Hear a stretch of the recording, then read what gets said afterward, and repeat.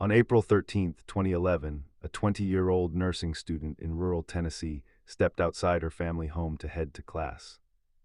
Her brother watched from inside the house as she walked toward the woods with a man in camouflage. He assumed it was her boyfriend. It wasn't. Holly Bobo would never be seen alive again. What followed was the largest, most expensive investigation in Tennessee history, a case that would take more than 3 years to find her remains, expose a dark underworld of drugs and violence, send shockwaves through a quiet community, and leave behind questions that haunt investigators to this day. Welcome back to EverKnownOfficial. Don't forget to like the video. There's something about small towns that makes them feel safe.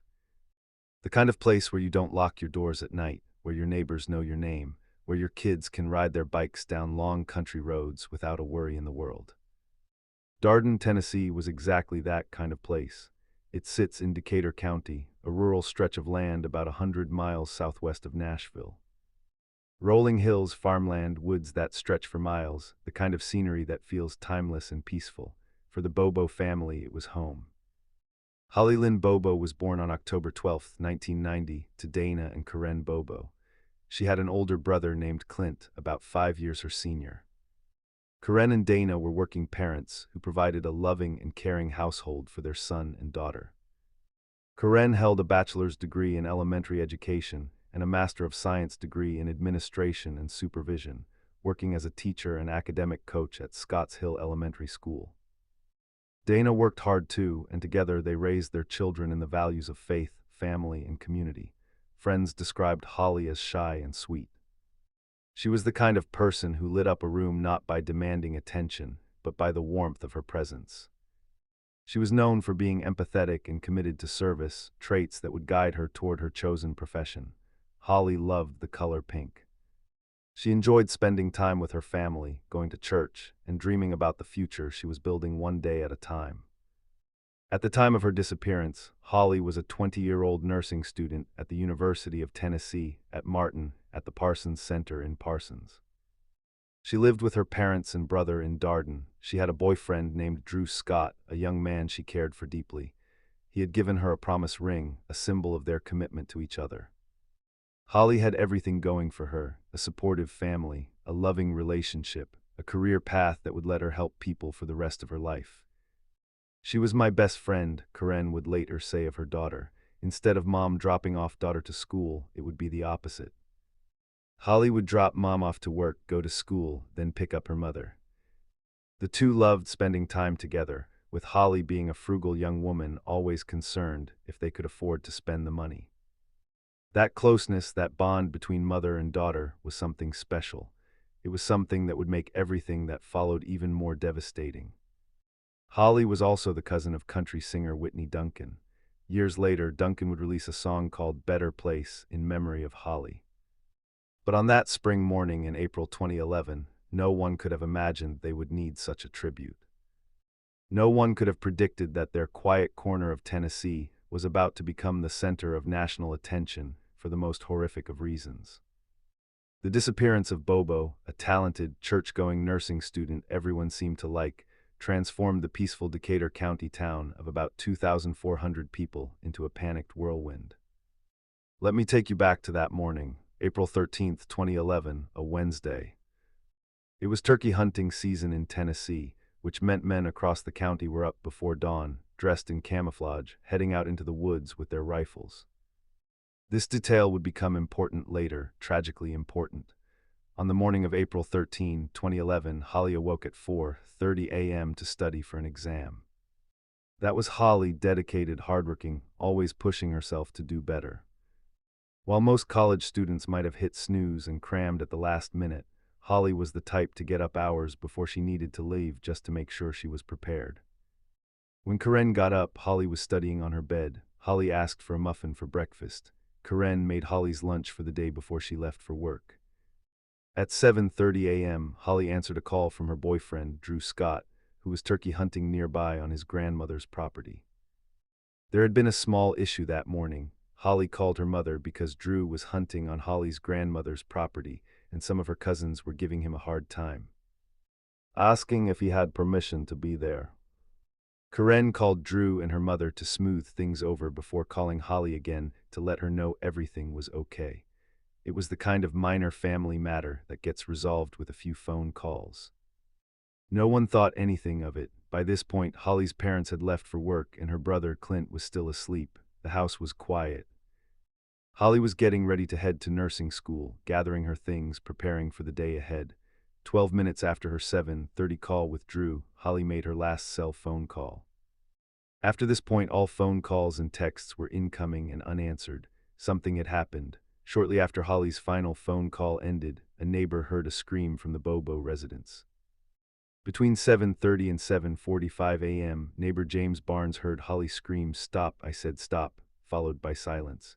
He called his mother, who contacted Holly's mother, Karen Bobo. This is where the timeline becomes critical and heartbreaking. The neighbor called his mother to tell her about what he heard, and the mother in turn called Karen at work. Karen immediately tried to reach her daughter. When she couldn't, she called home to check on the situation. Meanwhile, Clint was awakened by the family dog's barking and saw Holly outside with a man dressed in camouflage. It appeared to be Holly kneeling down and Drew, he would later say. They looked like they were kneeled down, facing each other in the garage, and they were talking back and forth. Here's what you need to understand about that moment. It was turkey hunting season. Drew Scott, Holly's boyfriend, had been out hunting that very morning. He had been wearing camouflage. Clint knew this. I expected Drew to be dressed in camouflage because Drew and I had talked the night before, and he told me he was going turkey hunting that morning, Clint later explained. So when Clint looked out the window and saw his sister with a man in camo, he made an assumption that anyone in his position might have made. He assumed it was Drew. "I knew it was Holly," Clint said. "I never saw my sister's face, and I also never saw his face." Karen called 911, but because she was calling from work, she reached a dispatcher for the wrong county. Precious minutes were slipping away. At home, Clint looked outside again and saw the man walking with Holly into nearby woods. At this point, he noted that the man was larger than Drew Scott. Something wasn't right. Clint tried to call his sister's cell phone as well as Drew Scott's cell phone, but neither call was answered. When Karen called her house again, Clint told her what he witnessed and was instructed to call 911. Clint spoke with his mother, Karen, on the phone. She told him the person was not Drew Scott and ordered her son to get a gun and shoot him. Clint said he did not do that because he was confused about what was happening. Think about that for a moment. A mother miles away at work realizes her daughter is in danger. She tells her son to grab a gun, but by then it's too late. Holly is already disappearing into the woods with a stranger. Clint fetched a loaded pistol and went outside, where he found bloodstains belonging to Holly in the garage. He dialed 911. Police arrived at the Bobo residence 10 minutes later. The neighbor's mother pulled up the driveway to say screams were heard 15 or 20 minutes ago, but by then, Holly was gone. Early reports inaccurately stated that Bobo was dragged into the woods. Clint later clarified that Holly had, in fact, walked with the man wearing camouflage. This distinction matters. It suggests that whoever took Holly may have coerced her, perhaps at gunpoint or knife point, forcing her to walk calmly so as not to raise alarm. It suggests a level of control, of planning. Clint described the man as being between 5 feet 10 inches and 6 feet tall, weighing 180 to 200 pounds, and having dark hair sticking out from under his cap that was long enough to cover his neck and touch his collar. The man was wearing a hat and camouflage clothing from head to toe, and Clint identified the pattern as either mossy oak breakup or leafy wear. He described the male voice he heard as very deep and low. A friend from work drove Karen home, and she immediately saw the blood. She ran to the woods and started yelling for Holly, but there was no sign of her. She grabbed Clint and shook him, screaming, "Why didn't you do something?" Those words, a mother's anguish, her desperation, would haunt everyone who heard them, but Clint had made an honest mistake. He thought he was watching his sister say goodbye to her boyfriend before heading to class. He had no way of knowing that the man in camouflage was someone else entirely. Holly's father, Dana Bobo, was at work but rushed home once he was informed Holly was missing. Law enforcement arrived and began canvassing the area for clues immediately. By the time Dana arrived home, dozens of people were in his yard, worried about his little girl. After talking with his family, he went inside the house, grabbed a gun, and walked around for what felt like hours. And then the search began. There was no Amber Alert issued for Holly because of her age. At 20 years old, Holly didn't meet the criteria of being under the age of 18.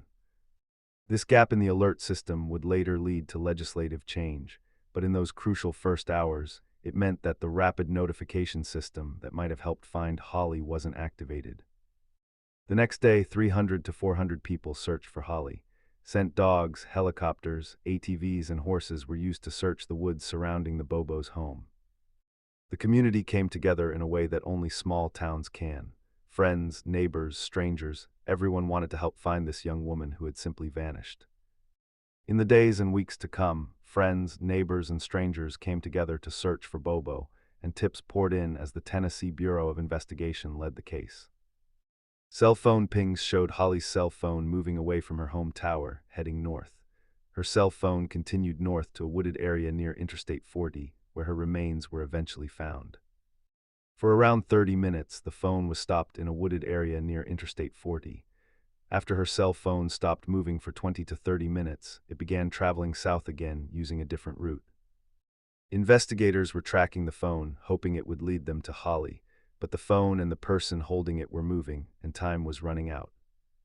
By April 15, 2011, just 2 days after Holly's disappearance, search efforts centered on an area on Bible Hill Road, where investigators believed they found a lunchbox belonging to Holly. A local man named John Graves found Holly's lunch box in the creek on his property while searching the area. From April 16th to 19th, hundreds of volunteers searched the wooded area around the Bobo home and throughout Decatur County.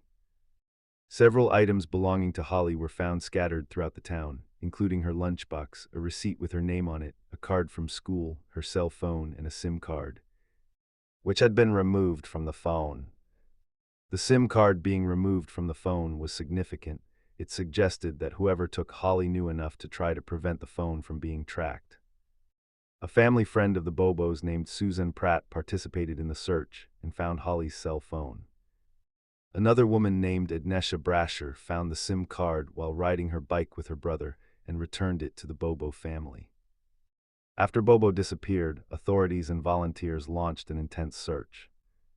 Missing person flyers bearing her face were distributed in many states, and national news outlets breathlessly focused on the case. More than $450,000 in reward money was offered after Holly Bobo disappeared. The case was drawing national attention. News cameras descended on Decatur County. Reporters from across the country wanted to tell the story of the nursing student who vanished from her own driveway. Bobo's disappearance led to a massive search of the fields, farms, and woods of West Tennessee. Her case received national attention, and the Tennessee Bureau of Investigation said it was the most exhaustive and expensive investigation the agency ever conducted. But despite all the resources, all the volunteers, all the media attention, Holly remained missing. Suspicion quickly turned to Clint, Holly's brother. Police asked him to remove his shirt to check for scratches or anything else indicating he had gone into the woods with her. "I was just shocked that they are looking at me," Clint later said. "To me, it's common sense if I'm here and Holly's somewhere else. Then obviously I have nothing to do with it. This is something that happens often in missing persons cases. Family members are scrutinized first." But for Clint, a young man who had just watched his sister disappear, who was already blaming himself for not acting sooner, being treated as a suspect added another layer of trauma to an already unbearable situation. Authorities were also suspicious of Clint for a while because they said he kept changing his story from what he saw that morning, but Clint claimed he was just trying to remember details accurately. As the investigation expanded, the TBI began looking at potential suspects. Early in the investigation, the Tennessee Bureau of Investigation focused heavily on a registered sex offender named Terry Britt, who matched the witness description. His home was wiretapped and searched during the course of the investigation, but he was never charged. Terry Britt was a convicted serial rapist who lived fairly close to the Bobo home. Police suspected Britt so strongly that they searched his home, property, and vehicles, but found no evidence connecting Britt to Bobo. Britt continues to deny he was involved, and investigators eventually cleared him. It was argued that Britt fit the physical description and had a history of stalking blonde women. Bobo also identified a voice sample of Britt's voice as being very similar to the voice he had heard that morning. Former TBI agent Terry Dickus testified that Britt had fabricated an alibi. But despite these troubling coincidences, there wasn't enough evidence to charge Britt, and so the investigation continued. Weeks turned into months, months turned into years. Holly Bobo's face remained on posters throughout Tennessee and beyond. Her family never stopped searching, never stopped hoping. For the next 2 months after Holly's disappearance, Dana Bobo searched for his daughter every waking moment, never losing hope. In August 2012, Elizabeth Smart, the famous kidnapping survivor, visited Scotts Hill High School, where Holly had graduated. She sat with Holly's family and told Holly's friends and family to keep searching and not give up hope that she was alive. The community held onto that hope. Karen and Dana Bobo held onto that hope. But as time passed, the possibility of finding Holly alive grew dimmer and dimmer. Meanwhile, investigators were following leads that would eventually point them in a different direction, away from Terry Britt and toward a group of men whose names would become synonymous with the case. Zachary Adams, his brother John Dylan Adams, Jason Autry, and Shane Austin. Early in the investigation, brothers Zach and Dylan Adams, as well as cousins Shane Austin and Jason Autry, came under suspicion. As former criminal TBI investigator Terry Dickus, who led the Holly Bobo investigation, said, they were brought up early and often. They were brought up by people that know that they're just bad people, into drugs. But police said there was no evidence at that time that they had taken Bobo. They also had alibis during the time of the crime that investigators said checked out, so the case went cold, or at least it seemed to. Behind the scenes, investigators continued working. Tips continued coming in, and slowly, a different picture of what happened that morning began to emerge. As the investigation progressed, Karen Bobo learned something disturbing. A couple of the eventual suspects, Zach Adams and Jason Autry, were her former students in grade school. Think about that. A teacher discovers that men she once taught as children may have been responsible for her daughter's disappearance. The horror of that realization is almost incomprehensible. The years passed slowly for the Bobo family. In April 2013, agents with the Tennessee Bureau of Investigation announced they believed they had found a purse belonging to Holly on Miracletown Road. The next day, Holly's mother, Karen, was shown the purse and confirmed that it did not belong to her daughter. Another dead end, another moment of hope followed by crushing disappointment. Then came 2014 and everything changed. It is unclear what initially led law enforcement to suspect the Adams brothers, but the investigation began with the arrest of Dylan Adams on unrelated weapons charges. After this arrest, he told police that he witnessed Bobo alive with his brother at Zach's home after her abduction. In March of 2014, John Dylan Adams, an intellectually disabled man, was brought into the police station on unrelated weapons charges. What happened during those interrogations would become one of the most controversial aspects of the entire case. An affidavit for a search warrant states that Dylan told authorities that on April 13, 2011, he went to Zach's residence to get his truck. Dylan reportedly observed Holly Lynn Bobo sitting in a green chair in the living room wearing a pink t-shirt, with Jason Wayne Autry standing just a few feet away. He also told police Zach was wearing camouflage shorts, black cut-off sleeve t-shirt, and a pair of green Crocs. This was the break investigators had been waiting for. After nearly 3 years of searching, they finally had someone claiming to have seen Holly alive after her abduction and naming the men responsible. On February 28, 2014, a search warrant was executed at Zachary Adams' home in Decatur County. The search continued on March 2nd. On March 3rd, Zachary Adams was charged with aggravated assault in an unrelated case, and bond was set at $1 million. Then on March 5, 2014, the TBI announced that a special session of the Decatur County Grand Jury indicted Zach Adams on felony first-degree murder and especially aggravated kidnapping charges in Holly Bobo's case. On March 11, 2014, Zach Adams pleaded not guilty during his arraignment. On April 29, 2014, Jason Wayne Autry, who was already in prison for an unrelated assault conviction, was indicted on especially aggravated kidnapping and first-degree murder charges by a special grand jury. Autry was a longtime friend of Zachary Adams. He was from Holiday, Tennessee, and had a lengthy criminal history. TBI Director Mark Gwynn told reporters that investigators believe there are more people with information and possible involvement, and to expect more announcements in the coming days and weeks. He added, "These individuals know who they are, and I'm sure they are watching, and they can expect us to be on their doorstep pretty soon." The investigation was accelerating. More names were emerging. On May 29, 2014, half-brothers Jeffrey and Mark Piercy were charged with tampering with evidence and accessory after the fact. TBI investigators believed they had knowledge of a video containing images of Bobo alive after her abduction. The Piercy brothers were arrested on the basis of allegations made by Jeffrey's former roommate, Sandra King. She claimed that in May 2014, Jeffrey showed her part of a video in which Adams assaulted Bobo, who was tied up and crying. King told police that she watched only a small clip. The allegation of a video, a recording of Holly being victimized, added an even darker dimension to an already horrific case. Sandra King testified in a preliminary hearing that she saw a cell phone video that appeared to show Bobo tied up and crying, with suspect Zachary Adams also in the video. But as investigators would discover, the path to justice in the Holly Bobo case would be anything but straightforward. Shane Austin signed an immunity deal in exchange for cooperation. Suspect Shane Austin landed an immunity deal with the police after he promised to show them the location of Bobo's body. After he failed to lead investigators to the correct place, the deal was withdrawn and Austin was never formally charged. Then in early 2015, Austin's body was discovered hanging in a Bartow, Florida hotel room.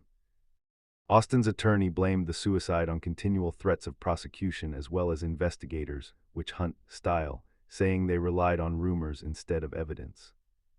The attorney insisted that Austin had nothing to do with the murder and cooperated fully with police. Austin's death raised more questions than it answered. Was his suicide a sign of guilt? Or was he, as his attorney claimed, an innocent man driven to desperation by relentless pressure from investigators? We may never know. Then came September 2014, and the discovery that the Bobo family had dreaded and hoped for in equal measure. On September 7, 2014, two hunters digging for herbal ginseng discovered a skull in the woods just off County Corner Road, near Interstate 40 in the small community of Holiday in northern Decatur County. Zach Adams' property was about 6 miles from where the skull was located. Larry Stone, one of the men who found the remains, said he saw a large bucket in the woods, which he upturned. Beneath the bucket, he found a human skull. He then spotted Bobo's remains spread on the ground behind him. Investigators recovered Bobo's skull and teeth, several ribs, and one shoulder blade. During trial testimony, Stone described seeing a bucket upside down in the woods, which contained the skull of Holly Bobo. He began to cry when he realized it could be Holly Bobo. He called the authorities and explained where he was to them. On September 8, 2014, the Tennessee Bureau of Investigation announced a forensic analysis confirmed the partial remains were Holly Bobo's. Officials notified Bobo's family of the identification before the Monday night news conference. The Tennessee Bureau of Investigation extends its condolences to the friends and family of Holly Bobo on this evening's announcement, said TBI Public Information Officer Josh Devine. After 3.5 years of searching, of hoping, of praying, the Bobo family finally had an answer. Their daughter, their sister, their Holly, was gone. "We have lost a precious daughter, sister, granddaughter, niece, and cousin," the family said in a statement. However, those responsible have lost their souls. This is the one thing of Holly's their brutality could not steal or extinguish. Holly is in a better place, and we are comforted by that knowledge. We hope that no family will have to experience what we have endured. Our agony cannot be adequately described in words. For this reason, we respectfully request something circumstances have denied us, and that is privacy. We believe we have the right to mourn privately as a family and community. The discovery of Holly's remains brought closure of a certain kind, but it also meant that a murder investigation was now officially underway. The charges against the suspects became even more serious. On September 18, 2014, TBI announced the arrest of Zach Adams' brother, John Dylan Adams, on tampering with evidence charges in the Bobo case. Then on October 14, 2014, TBI announced John Dylan Adams had been indicted on 2 counts of rape. Adams allegedly admitted to TBI agents that he was involved in the forcible rape of Bobo on April 13, 2011, the day she went missing. The allegations were horrific. But the case against the Adams brothers and their associates was also complicated and controversial. At the trial for Zach Adams, it was alleged that the state used unethical investigatory techniques to coerce a confession from his brother. In 2014, Dylan Adams was arrested on federal gun charges that would have ended in a lengthy prison sentence. The prosecutor, who was also handling the Bobo case, arranged a no-jail plea deal on the condition that he go live with a retired police officer, Dennis Benjamin, whom Dylan did not know. 5 weeks later, Benjamin called 911 to report that he had someone in his home who wanted to confess to the murder of Holly Bobo. Despite the fact that this confession led to the arrests, much of what Adams confessed to did not match the evidence. Dylan Adams had learning disabilities and a low IQ, his mother said. He attended special schools for children with learning disabilities throughout his life and wears a digital watch because he has trouble telling time. I just see someone being bullied into saying something they didn't do, his mother Cindy Adams said. Dylan Adams' mother claims that there was extensive coercion in his interrogation, saying in this statement Dylan is trying to tell his story as to what happened. And you've got this TBI agent saying, don't you mean this? These allegations of coerced confessions would become central to the defense's case. But before any trial could begin, there was the matter of gathering evidence, and what investigators found, or rather didn't find, would prove to be one of the most puzzling aspects of the entire case. Investigators found no DNA evidence connecting Bobo to any of the men. Authorities found no hair, fingerprints, or DNA belonging to Bobo in a search of Adams' home before he was charged in 2014. Think about that for a moment. The prosecution was alleging that Holly Bobo was brought to Zachary Adams' home, that she was held there, that she was assaulted there, and yet there was no forensic evidence to support that claim. No DNA, no fingerprints, no hair, nothing. The defense pointed to several pieces of evidence that would conflict with the involvement of the accused. The pings on Zach's cell phone didn't match the path that Holly's phone followed. None of the men matched Clint's description of the assailant. A palm print was found on Holly's car that also didn't match any of the men on trial. Cell phone pings did not follow the path that Holly Bobo's cell phone took, and none of the men matched the witness description given by Clint Bobo. The Adams brothers and Autry were all too tall and were either too slim or too heavy to be the abductor. Austin was the correct weight and height, but Bobo described a man with dark hair that covered his neck. Austin had short red hair. Former TBI agent Terry Dickus, who had been the lead investigator on the case, testified for the defense. He told the jury that he ruled the men out early in the case because Austin passed a polygraph. Their alibis checked out. And cell phone records put Zach Adams and Holly Bobo several miles apart during the critical time frame. The lead investigator on the case testifying for the defense. It was an extraordinary development that highlighted just how divided opinions were about who was actually responsible for Holly's death. The path to trial was long and contentious. On December 17, 2014, 9 months after Zach Adams' arrest, Judge Creed McGinley chastised prosecutors for delays in the case and for the state's failure to turn over evidence to the defense. I am absolutely out of patience with these cases not moving, he said. Judge McGinley ordered that a bill of particulars be filed for Zachary Adams' case within 7 days and that discovery take place immediately. The prosecution ignored both deadlines. In response, attorneys for the men filed motions to dismiss charges. Despite the legal wrangling, the case moved forward. And as it did, the prosecution's strategy became clear. Without DNA evidence, without forensic proof, they would rely on witness testimony, particularly from one man who had himself been charged with Holly's murder. Jason Autry. As the star witness in the Holly Bobo murder trial, Jason Autry spoke in a calm, deliberative manner as an attentive jury listened to him recreate the day the kidnapped Tennessee nursing student was wrapped in a blanket, placed in the back of a pickup truck, driven to a river and killed. Autry wore a white jail uniform, and made a point of putting on eyeglasses as he looked at rural maps during his hours-long testimony. A convicted felon facing serious charges in the case, Autry gave graphic testimony against his friend Zachary Adams, including details about drug use and Bobo's kidnapping and slaying. Autry told the jury he served as a lookout as Adams shot Bobo under a bridge near a river. Autry's testimony was detailed, specific, and devastating, but it also raised serious questions. Why would a man facing murder charges testify against his co-defendant? The answer was simple: a deal. Autry was on a list of witnesses who were offered immunity in the case. He said he testified because he wanted leniency. Autry's lawyer told the judge that a trial does not need to be set for Autry, indicating he had reached a deal with prosecutors. Defense attorney Jennifer Thompson said Autry, who also was charged with kidnapping, raping, and killing Bobo, gave investigators statements about her killing in return for a reduced charge. He basically sells his death penalty to prosecutors, Thompson said of Autry. There are real problems with his story. The stage was set for one of the most emotional, controversial trials in Tennessee history. On one side, a family desperate for justice.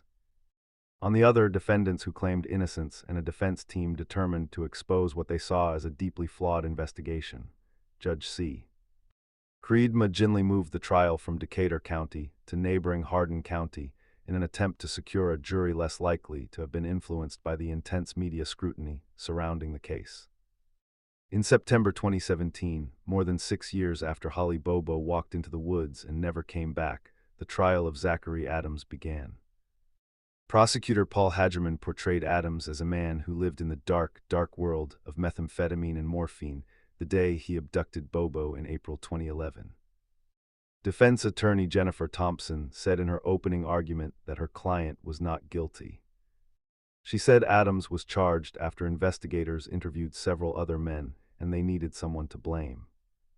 And in that courtroom, with cameras rolling and the nation watching, the Bobo family took the witness stand. A judge briefly cleared the courtroom during the first day of Adams' trial after Bobo's mother, Karen, collapsed to the floor sobbing. Karen Bobo and her husband Dana were among the first people called to testify. It was the worst feeling you could possibly feel, that something bad happened to one of your kids, Dana Bobo said. I had seen pictures of Holly's things, Karen said, but I didn't realize that I was going to hold those things, touch those things. I just couldn't take it. I couldn't breathe, but even after that, the Bobos said they kept coming back to watch the trial. It was real hard, Dana Bobo told 2020. But I listened and watched every bit of it. I wanted to hear what happened to our daughter. What the jury heard over the course of that trial would paint a picture of drug addiction, violence, and evil. But it would also raise questions about the reliability of the evidence, the tactics used by investigators, and whether the right men were being held accountable for Holly's death. The evidence was circumstantial. The key witness was a man facing his own murder charges, and the defense was mounting a vigorous challenge to every aspect of the prosecution's case. As the trial unfolded, one thing became clear: the Holly Bobo case was far more complicated than anyone had imagined. And the questions it raised about justice, about truth, about the lengths people will go to find answers, would continue to haunt this community for years to come. Now I have comprehensive information to write part 2 of this documentary. Let me continue with the script. Documentary script part 2. The courtroom in Savannah, Tennessee, fell silent as the jurors filed back in on September 22, 2017. For the Bobo family, this was the moment they had waited 6 long years to witness. For Zachary Adams, it was the moment that would determine whether he would live or die. The jury took approximately 11 hours to come to a verdict. They had deliberated for about 3.5 hours on Thursday before being sent home, then returned Friday morning to continue weighing the evidence. Zachary Adams was found guilty after an 11-day trial in Savannah, Tennessee. The jury found Zach Adams guilty of first-degree murder during perpetration of kidnapping, especially aggravated kidnapping with a deadly weapon. Especially aggravated kidnapping resulting in serious bodily injury, first-degree murder during the perpetration of rape, aggravated rape with the use of force while armed with a weapon. Aggravated rape resulting in bodily injury, aggravated rape with the use of force while aided or abetted by others, and first-degree premeditated murder. Guilty on all counts, Adams showed no reaction when the verdict was read. Defense attorney Jennifer Thompson patted Adams on the shoulder and spoke into his ear shortly afterward. But the reaction in the courtroom told two very different stories. Adams' mother, Cindy, did not receive the news as well as her son. She immediately began sobbing and had to be escorted out of the courtroom. In contrast, those connected with Holly Bobo and her family were relieved by the verdict they had been waiting years to hear. As the courtroom cleared, a group even formed a prayer circle for Holly to give thanks for the justice they believe was finally carried out. Defense attorney Jennifer Thompson spoke to reporters after the verdict. "I'm concerned the jury is going for the death penalty," Thompson said to the press. "For me, who sees Zach Adams as an innocent man who's been convicted, the fact he can get the death penalty is really frightening to me." She also shared an update on Adams' reaction to learning his fate. "I reminded him he was going to be stoic because this jury was going to decide if he will live or die," she said. "He went white. I think he took it like a champ." The sentencing phase loomed. Adams faced the death penalty, but overnight something changed. Defense attorneys and state prosecutors met overnight and Saturday morning and worked out the agreement that allowed Zach Adams not to face the death penalty. Zach Adams will serve life in prison without parole plus 50 years for the kidnapping, rape, and murder of Holly Bobo, attorneys announced in court on Saturday morning. Zach Adams will serve life without parole on the murder counts, which were merged into one count. An additional 50 years was added to the sentence for the rape convictions. The TBI released a statement following the verdict. "Since the start of this investigation, our priority has been to pursue justice for the family and friends of Holly Bobo. Today, though we are gratified by the jury's verdict, our thoughts remain with them. We pursued this case as we do all others, to the best of our abilities. I am proud of the dedicated work of our agents and forensic scientists, and thank the prosecution team for their tireless efforts in this case." But even as the verdict was celebrated by those seeking justice for Holly, there are still many questions left unanswered that the state didn't answer, Thompson said. Who took Holly? What car did they drive? These were questions that would continue to haunt the case for years to come. Let me take you back into that courtroom, to the testimony that ultimately convinced the jury of Zachary Adams' guilt. Because understanding what happened during those 11 days is essential to understanding everything that followed. Prosecutors said Adams was involved in the dark world of methamphetamine and morphine when he and two other men abducted Bobo, held her against her will, raped her, killed her, and hid her remains. Prosecutor Hagerman pointed to incriminating statements Adams made to friends and jail inmates about Bobo. Friend Anthony Phoenix testified about how Adams told him that he couldn't have picked a prettier woman. Christopher Swift said Adams asked him if God would forgive him for the Holly killing while they were both jailed together. Adams' ex-girlfriend Rebecca Earp also took the stand during the trial. Earp said Adams saw a news report about Bobo and remarked, "They'll never be able to find her." Earp said Adams threatened to tie me up just like he did Holly Bobo. "And nobody would ever see me again." But the centerpiece of the prosecution's case was Jason Autry. Hagerman said the prosecution relied on Autry to supply the only detailed account of the killing at trial, testifying that without his cooperation, the case against Mr. Autry himself was extremely limited and calling his testimony critical to explaining the state's theory. Autry's testimony lasted the entire fourth day of trial, more than 9 hours on the stand. He spoke in a calm, deliberate manner as an attentive jury listened to him describe what he claimed happened on the day Holly Bobo disappeared. Autry says he had gone to meet Adams to get drugs, and that's when Adams asked him to help bury Bobo's body, which Autry says was lying in the back of Adams' pickup truck. After doing a drug cocktail, Autry says he and Zach Adams left to go bury the body, but realized they didn't have a shovel, so Autry suggested disposing of the body in the river. "I got out of the truck, grabbed the upper torso of Ms. Bobo. Zach put the tailgate down. He grabbed her legs and I set her head on the tailgate," testified Autry. He says that's when he saw her foot move and heard her make noises and realized Bobo was still alive. The courtroom fell silent as Autry described that moment. Holly Bobo, wrapped in a blanket, was still breathing, still fighting for her life. Autry told the jury he served as a lookout as Adams shot Bobo under a bridge near a river. It sounded like boom, boom, boom underneath that bridge. It was just one shot, but it echoed, Autry testified. Birds went everywhere, all up under that bridge. Then just dead silence for just a second. Adams told Autry that they were at the Bobo house in the first place to teach Holly's brother, Clint, how to cook meth. Adams told Autry that Holly came running out of the house screaming at them, so they took Holly. This allegation that Clint Bobo had some connection to the suspects, that he was involved with drugs, caused enormous pain to the Bobo family. The idea that their son might somehow be connected to the men who killed their daughter was unbearable. Autry said Zach asked him to kill Dylan to keep him from spilling the truth about Holly Bobo's disappearance. Autry initially declined, but later hatched a plan to kill Dylan. He invited Dylan to go fishing with him on the Tennessee River. Autry planned to kill Dylan on the river, but another boat spotted them, and Autry abandoned his plan. The defense fought back hard against Autry's testimony. Defense attorney Jennifer Thompson countered in a more than 2-hour closing argument that the state's case was absolutely full of holes and was based on non-evidence against her client.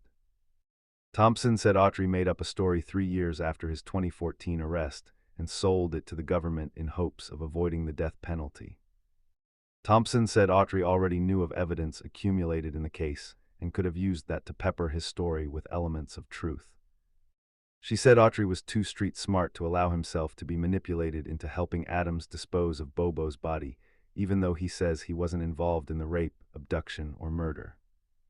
She said a rational person wouldn't automatically put themselves in the middle of a murder with a dead body if they don't have to. The defense brought up conflicting statements Autry made during his testimony, such as him failing to mention bits and pieces of the car ride while they were finding a location to allegedly dispose of the body. I've come in here and admitted my wrongs, admitted where I've lied, testified to the truth, and I hope for leniency. That is correct, Autry responded when asked about his motivations for testifying. Douglasy. Creed McGinley, who presided over the trial, said at Autry's sentencing that his testimony was some of the most credible, persuasive testimony I've ever heard given in a courtroom, but not everyone was convinced. Investigators found no DNA evidence connecting Adams to Bobo. Instead, they relied on testimony from friends and jail inmates who said Adams spoke of harming Bobo after she died. But the whole thing is that this whole case has been based on what people said. There is absolutely no evidence that ever linked Zach Adams to Holly Bobo, said Jennifer Thompson. With the verdict delivered and sentence imposed, the focus turned to the remaining defendants. Autry subsequently pleaded guilty to lesser charges after being praised by the judge for his testimony and was sentenced to 8 years in prison. He was released in 2020.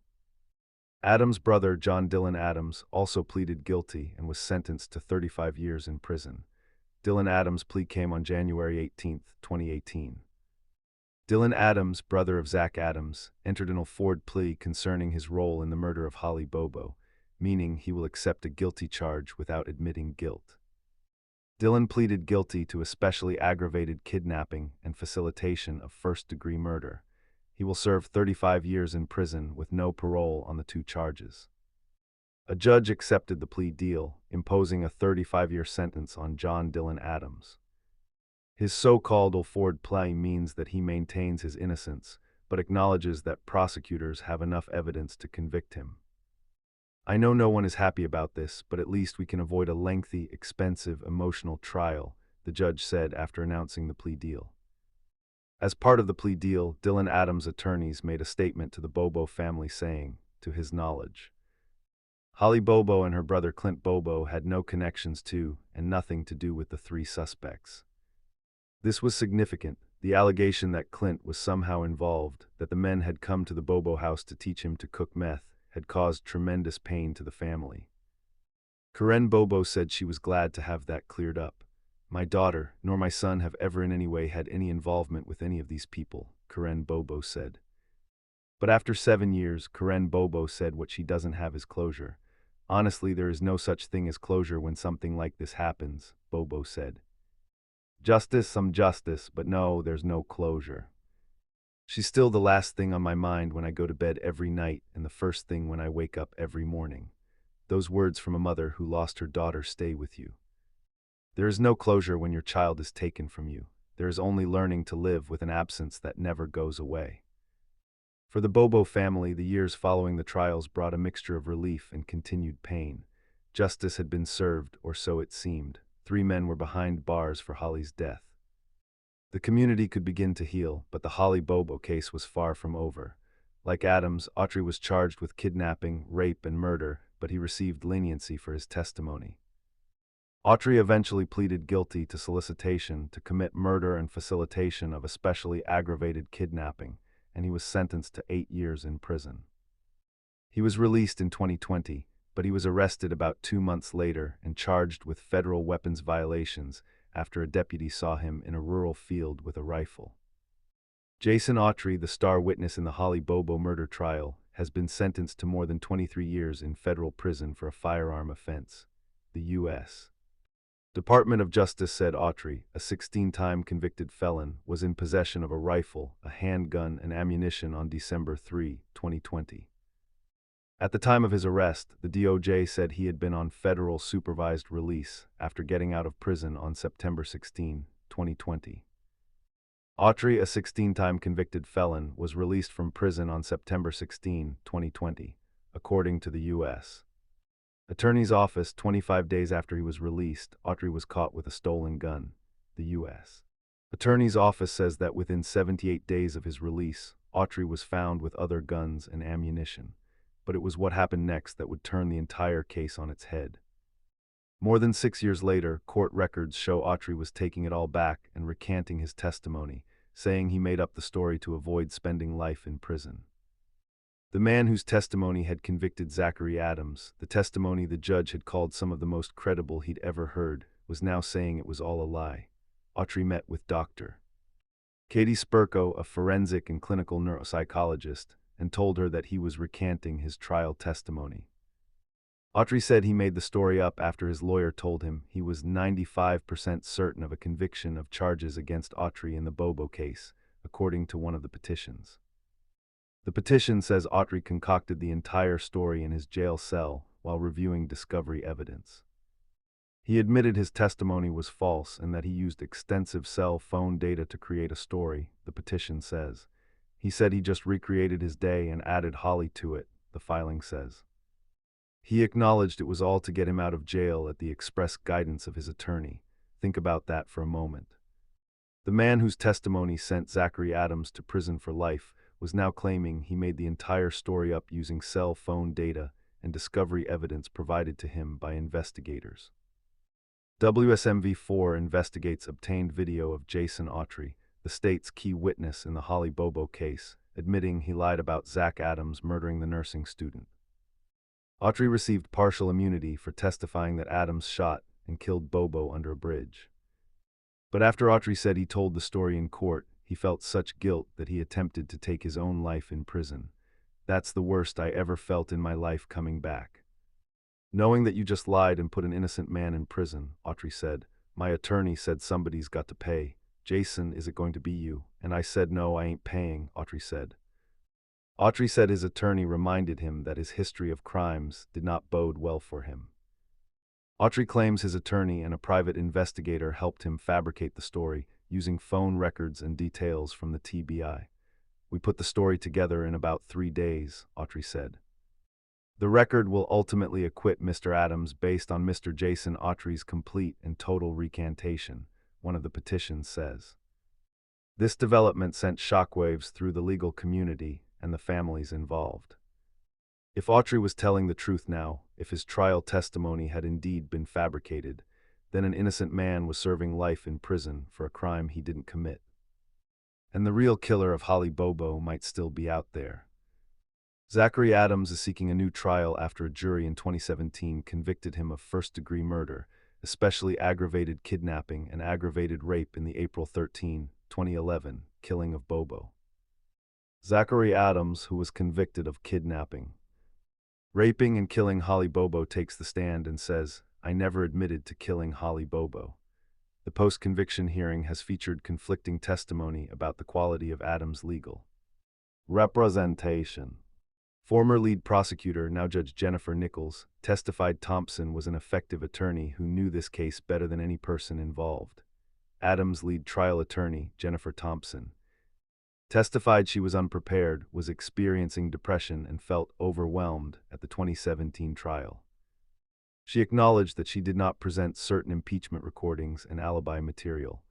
Adams' own attorney was now saying she failed to give him an adequate defense. Adams, who did not testify at his original trial, testified that an ATM video from Parsons, Tennessee, showing a truck at 11:12 a.m. on the day of the abduction supports his alibi. Thompson called the footage a partial alibi that she failed to present to the jury. The defense argues the video was mislabeled in discovery, but Judge J. Brent Bradbury has ruled that no one is recognizable in the footage. Dylan Adams took the stand in the post-conviction hearing.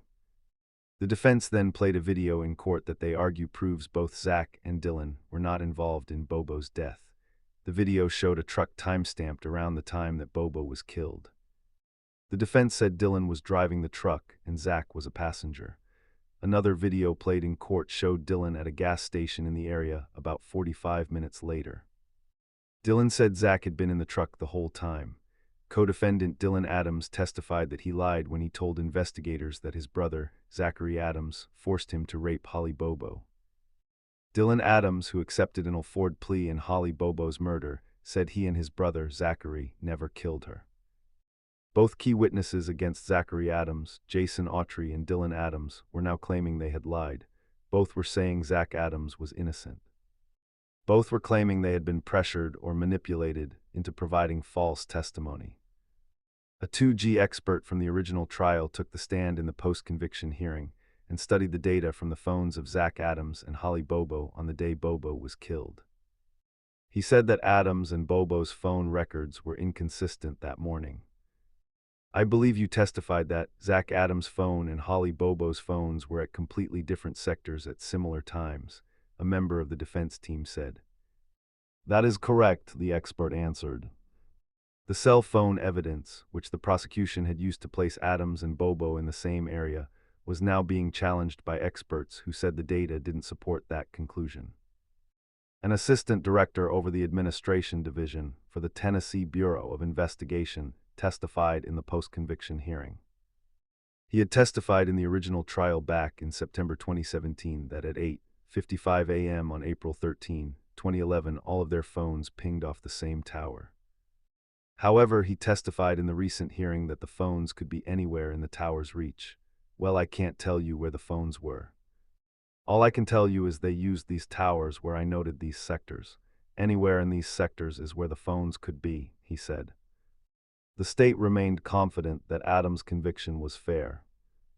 Zach Adams was afforded one of the greatest defenses and defense presentations and defense teamwork of any accused criminal in the state. Holly Bobo was not supposed to fight as hard as she did. Holly Bobo was not supposed to fight for her life, said the prosecutor. The last phase of a post-conviction hearing for Zachary Adams, convicted of killing Holly Bobo, ended in late December 2025 in Hardin County Circuit Court. A ruling is expected in 90 days. As of this telling, the legal battle continues. A judge will decide whether Zachary Adams deserves a new trial, whether the testimony that convicted him was truthful or fabricated, whether justice was served or perverted, and in the midst of all this legal maneuvering, one family continues to grieve. The Bobo family has endured more than any family should ever have to bear. They lost their daughter, their sister, their Holly. They spent years not knowing what happened to her. They sat through a trial and heard horrific details about her final hours. They watched as men were convicted and sent to prison. And now they must face the possibility that those convictions could be overturned, that the legal resolution they fought so hard to achieve might unravel. Karen Bobo, Holly's mother, has remained steadfast in her belief that the right men were convicted. Bobo's mother said she was confident that Adams was guilty, but the questions persist. The doubts linger and the pain never goes away. A motive for the crime, which shattered the sense of security in the small town of Parsons, still remains a mystery. Think about that. After all the investigations, all the trials, all the testimony, we still don't know why Holly Bobo was taken. We don't know what drove someone to abduct a 20-year-old nursing student from her own driveway on a Wednesday morning. We don't know why her life was cut short just as it was beginning. The most expensive and most exhaustive case in state history also appeared to be one of the most mismanaged. Even prosecutors said that TBI agents failed to investigate the most obvious of leads in the case early on, not checking out the alibis of Zach Adams, Dylan Adams, Jason Autry, or Shane Austin. This admission that investigators failed to properly verify the alibis of the men who would later be charged raises troubling questions about how the case was handled from the very beginning. Retired Memphis police officer Dennis Benjamin testified that he came onto the case in 2013 after a call from Holly's mother, Karen Bobo, and that at that point, his understanding of the investigation was that it was a mess. A mess. That's how a retired police officer described the investigation into the murder of an innocent young woman. The Holly Bobo case reveals something uncomfortable about our justice system. It shows how cases built on witness testimony, especially testimony from individuals with their own legal exposure, can be inherently unreliable. It shows how pressure to solve high-profile cases can lead investigators down wrong paths. It shows how the search for closure can sometimes obscure the search for truth. But it also shows something else. It shows the resilience of a family that refused to give up. It shows a community that came together to search for one of their own. It shows that even in the darkest moments, people can find strength they didn't know they had. Before we continue, a quick clarification. This video is for educational and documentary purposes only. This content does not promote, glorify, justify, or encourage violence, criminal behavior, gangs, or illegal activity of any kind. The intent is to educate viewers about real-world crimes, their consequences, and the social and psychological factors behind them. All events discussed are based on publicly available information and are presented to highlight their consequences. Viewer discretion is advised. Holly Bobo was 20 years old when she walked into the woods and never came back. She was studying to become a nurse, a profession dedicated to caring for others. She loved her family. She was planning a future with her boyfriend. She had her whole life ahead of her, and then, in an instant, it was all taken away. Her brother Clint has had to live with the knowledge that he saw her that morning, that he watched her walk into the woods with a stranger and did nothing because he thought it was her boyfriend. That guilt, that burden, is something no person should have to carry. Her parents, Karen and Dana, have had to bury their daughter and then sit through years of legal proceedings, hearing the most painful details imaginable about what may have happened to her. They've had to defend their son against accusations that he was somehow involved. They've had to watch as the men convicted of killing their daughter now claim innocence, and yet they persist. They endure, they honor Holly's memory by continuing to fight for justice, whatever that justice ultimately looks like. In the years since Holly's death, her story has prompted changes in how Tennessee handles missing persons cases. The gap in the Amber Alert system that prevented an alert from being issued for Holly, because she was 20 years old instead of under 18, has been addressed. Her case has raised awareness about the importance of immediate action when someone goes missing. But for the Bobo family, these policy changes are cold comfort. They can't bring Holly back. They can't undo what was done. As we near the end of this story, I want you to think about Holly Bobo not as a victim, not as a case number, not as a headline. Think about her as a person, a daughter, a sister, a girlfriend, a friend, a future nurse who wanted to spend her life helping others. Think about her waking up at 4:30 in the morning to study for an exam, because that's the kind of person she was, dedicated, hardworking, determined to succeed. Think about her asking her mother for a muffin for breakfast. Think about her making plans for the day ahead, not knowing it would be her last. Think about the neighbor who heard her scream, "Stop." I said stop and called for help. Think about her brother looking out the window and seeing her with a man he didn't recognize. Think about her mother learning that something was wrong and telling her son to get a gun. Too late, always too late. Think about the hundreds of volunteers who searched for her. The millions of dollars in reward money offered. The posters with her face that hung in store windows for years. The community that refused to forget her. And think about this, somewhere someone knows the truth about what happened to Holly Bobo. Whether it's the men who were convicted or someone else entirely, someone carries the knowledge of what really occurred on April 13, 2011. The truth has a way of eventually coming to light. Witnesses recant, evidence surfaces, consciences stir. The Holly Bobo case may yet reveal its final secrets, but whatever those secrets are, one truth remains constant: Holly Bobo deserved better. She deserved to finish her nursing degree. She deserved to marry her boyfriend. She deserved to have children and grandchildren. She deserved to grow old, surrounded by the family who loved her. Instead, she walked into the woods on a spring morning and never came back. Her family released a statement after her remains were found that captures something profound about how they've chosen to face this tragedy. "We have lost a precious daughter, sister, granddaughter, niece, and cousin. However, those responsible have lost their souls. This is the one thing of Holly's their brutality could not steal or extinguish. Holly is in a better place, and we are comforted by that knowledge. Those responsible have lost their souls." Whether that refers to Zachary Adams, Jason Autry, Dylan Adams, or someone else entirely, the statement stands as a testament to a family's faith. Whatever justice the courts deliver or fail to deliver, there is a higher justice that cannot be escaped. Holly Bobo was 20 years old. She loved the color pink. She wanted to be a nurse. She was her mother's best friend. She deserved to live. And though she is gone, her memory endures in the hearts of her family, in the minds of those who followed her case. In the ongoing legal battles that seek to determine, once and for all, what happened to her and who is responsible, the case of Holly Bobo is not just a true crime story.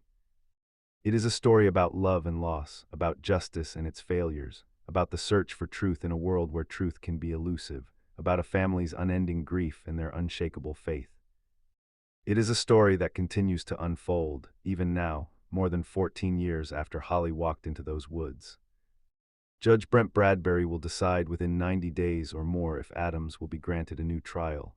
Whatever he decides, the questions will persist, the doubts will remain. And the Bobo family will continue their journey through a grief that never truly ends. Some stories don't have neat endings, some questions don't have clear answers, some wounds never fully heal.